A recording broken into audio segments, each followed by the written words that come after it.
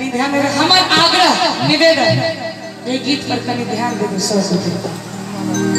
शादी बाद हमारा समीर बैठी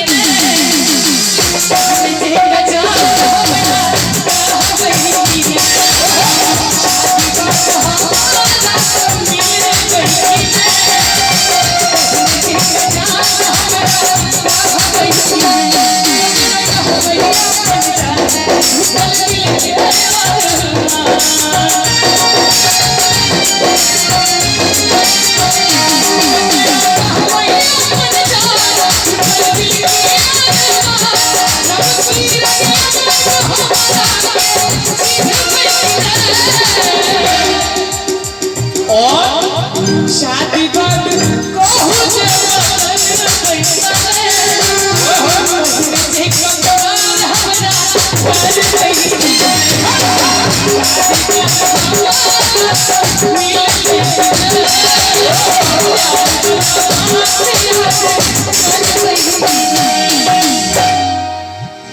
तो हम कही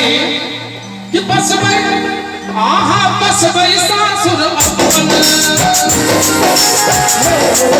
आहा बस भाई सासुर अपन जिंदगी अम्मा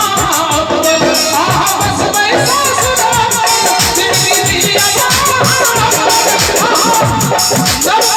दुनिया हमरा सीधे